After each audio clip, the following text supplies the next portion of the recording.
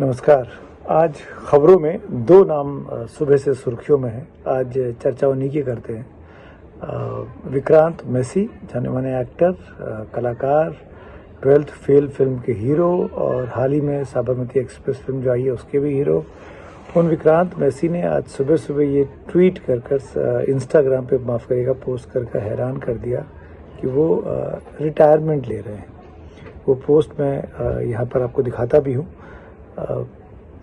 इस पोस्ट को देखने के बाद लगा कि अचानक से विक्रांत मैसी जैसा एक्टर, इतना सक्सेसफुल, इतना बढ़िया काम करने वाला, जो अपने करियर के पीक पर अभी आया है, और वो अचानक इस तरीके से जब वो सफलता के सीढ़ियों पर बहुत तेज़ी से दौड़ रहे हैं, आगे बढ़ रहे हैं, तब वो सेवानिवृत्ति, रिटायरमेंट या फिल्मों से संन्यास लेने की बातें क्यों कर रहे हैं।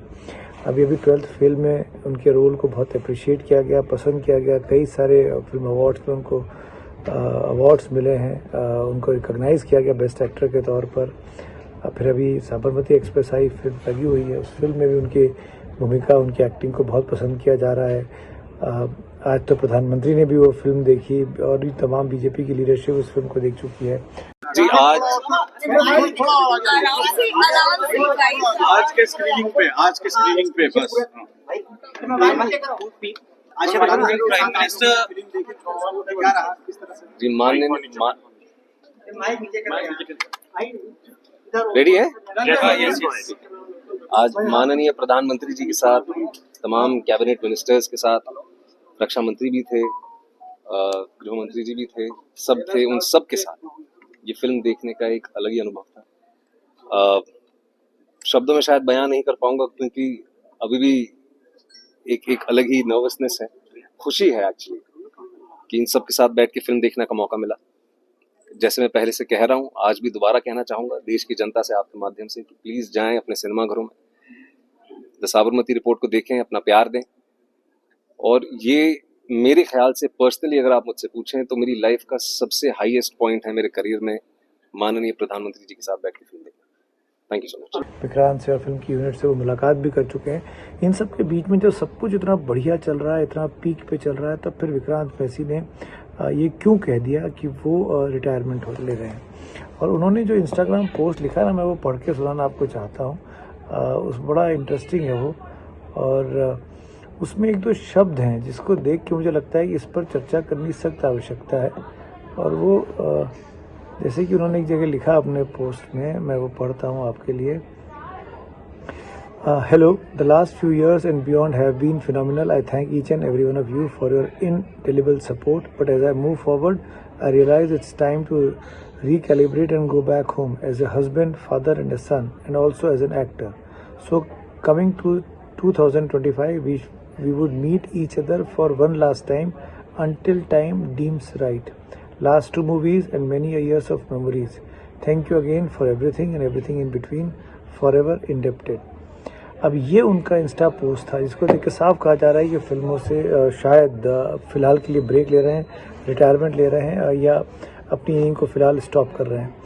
इसको लेकर हलचल बढ़ी। फिर अब पता चल रहा है कि उनकी एक फ़िल्म आने वाली है, ऐसी चर्चा है। मुझे नहीं पता कितनी सच है, पर क्योंकि दोस्तों मुझे लगता है कि आपसे शेयर करना चाहिए बात, तो मुझे इस बात में कुछ दम लगा।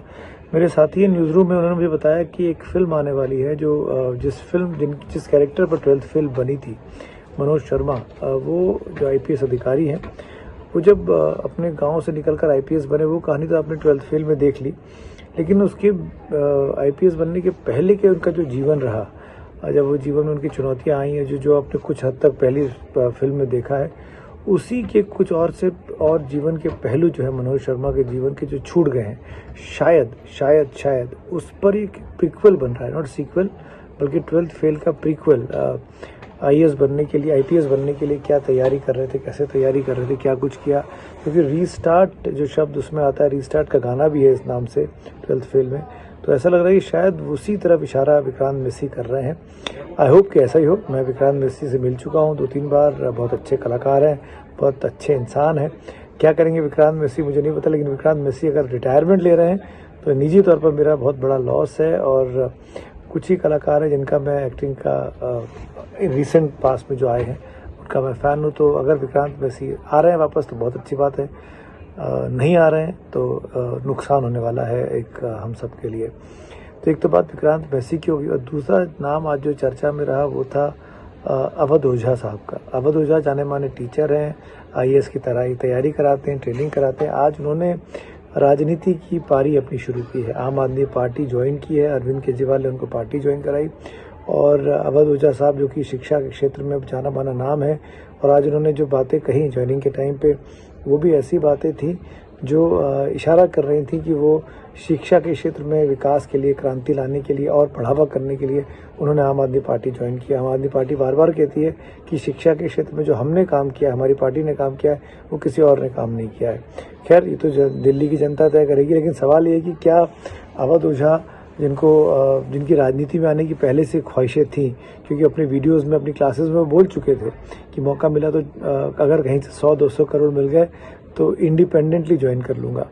फिर 2024 के जब लोकसभा चुनाव की तैयारी चल रही थी, उनसे मैं मिला था अयोध्या में, राम जन्म का जब भूमि का वहाँ पे प्राण प्रतिष्ठा हुई थी, तब उनसे मुलाकात हुई थी अयोध्या में। तब ये चर्चा जोरों पे थी कि भाई वो भारतीय जनता पार्टी ज्वाइन कर पूर्वी उत्तर प्रदेश की किसी लोकसभा सीट से चुनाव लड़ने वाले हैं, और इसीलिए उनको अयोध्या भी बुलाया गया है। यहाँ पे शायद उनकी कोई महत्वपूर्ण मुलाकातें होने वाली हैं, पर वो नहीं हो पाया था। तो अवध ओझा साहब राजनीति में आने के इच्छुक हैं, ये तो छुपा नहीं था, क्योंकि वो जिस तरह की क्लासेस में वीडियोज़ उनके वायरल जो होते हैं, उससे उनकी बातें सुनकर लगता था कि उनकी लोकप्रियता बहुत हो गई है और उस लोकप्रियता को भुनाना चाहते हैं, इनकैश करना चाहते हैं वोटरों के जरिए राजनीति में आकर, संसद में या विधानसभा में।